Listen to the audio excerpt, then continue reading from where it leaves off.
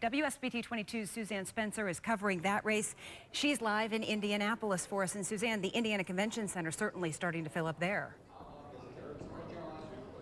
Jennifer, the Democratic Watch Party is set to begin in just under an hour. Democrat John Gregg is going to be watching this closely with his family at a nearby hotel, while Republican Lieutenant Governor Eric Holcomb will also be watching with his family with the rest of the Republicans over at the JW Marriott. Now, we caught up with Lieutenant Governor Eric Holcomb in Kokomo at the Cone Palace, one of his favorite lunch spots. Holcomb was named Lieutenant Governor in March, just 5 months later chosen as candidate for governor after Donald Trump tapped Governor Pence to be his running mate. Holcomb has had 108 days to bring this whole campaign together. It formed up fast. His opponent, Democrat John Gregg, made several stops today, starting in his hometown of Sanborn. That's where he voted. Gregg was former Indiana House Speaker, retired from public office, then tried his hand at the 2012 governor's race against Pence, but lost. This go-round, he had a different strategy. Here's his campaign spokesman. 4 years ago, John Gregg talked about economic issues, education issues. If elected, both candidates have very different ways of how they want to improve different things in northern Indiana. We checked in with them on their priorities, and we'll have those for you tonight at 6. Live in Indianapolis, Suzanne Spencer, WSBT 22 News. WSBT 22 Suzanne Spencer is covering that race in Indianapolis for us. She joins us live from the Indiana Convention Center. And Suzanne, a watch party for the Democrats underway. The room just opened up to members of the public. People starting to gather in around tables, eating popcorn, drinking drinks, and eager to get the election results underway. Now, Democrat John Gregg is taking a second attempt at trying to fill the governor's seat, while Lieutenant Governor Eric Holcomb is also trying to fill that seat. Gregg cast his ballot in the southwestern part of the state this morning. Gregg ran against Pence in 2012, but lost. He's the former Indiana House Speaker. He plans to focus on the South Shore and combating drugs in northern Indiana. Here's a spokesman on how close this race really is. Lieutenant Governor Holcomb cast his ballot in Indianapolis and made a stop in Kokomo today to chat with voters at lunch. But it's been a virtual sprint since named Lieutenant Governor in March and candidate for governor in July. If elected, he'll prioritize regional cities funding and more money for pre-K in northern Indiana. Here's what he had to say about the close race. We've got the momentum going. A spokesman for Gregg told me he plans to watch the election results come in with his family at a nearby hotel, while Lieutenant Governor Eric Holcomb plans to come here to the Indiana Convention Center as those results start to come in. Live in Indianapolis, Suzanne Spencer, WSBT 22 News. Suzanne Spencer has been live in Indianapolis for us all day long today. And Suzanne, what's the mood out like there right now?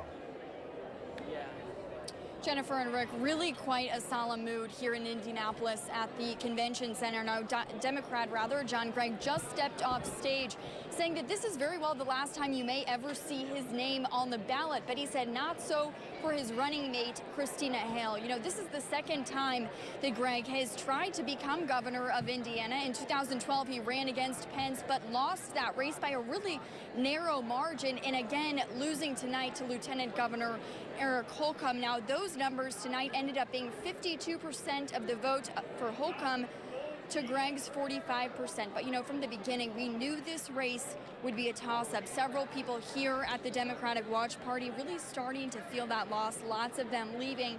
But, of course, waiting for the presidential results and all of the other races that are still ongoing. But it's quite a different mood from where it was really earlier in the night as people cheered on their Democratic candidates. But with the Senate loss, the governor lost, you could really feel some of that energy leaving the room. Now, they did have a moment earlier tonight when Democrat Andre Carson, who is running for Congress, got up on stage and really energized the room, trying to just unite the party. But again, a tough loss for Gregg, who's going after his second run for Indiana governor. And it's really been quite a push and pull of emotions here throughout the night. Several different races that lots of people have been keeping a close eye on. And kind of a special moment there at the end of the concession. Gregg said, you know, again, saying his name may not appear on another ballot, but he said, the sun will rise tomorrow and it will be a new day. We're live in Indianapolis. Suzanne Spencer, WSBT 22 News. Live in Indianapolis with the very latest on this race. Suzanne. Rick and Jennifer, Gregg has really given it his all at this Indiana governor's race. He has now lost this race twice. Once to Indiana Governor Mike Pence in 2012, and now, of course, to Lieutenant Governor Eric Holcomb. Those percentages, 52% to 45%. But since hearing that news here at the Democratic Watch Party at the Indiana Convention Center, really what's happened is a marathon of concession speeches. After John Gregg, it was Lorenzo Arredondo. He's the Democrat, the former judge out of Lake County, who lost against Elkhart County prosecutor Curtis Hill for that AG nomination.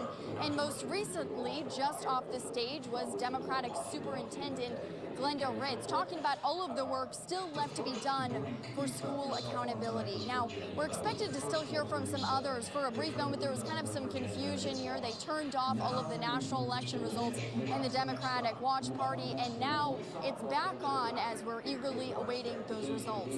Live in Indianapolis, Suzanne Spencer, WSBT 22 News. Republican Eric Holcomb has defeated Democrat John Gregg. Want to go live to WSBT 22's Suzanne Spencer. She's live at the Democratic Election Watch Party in Indianapolis. Suzanne.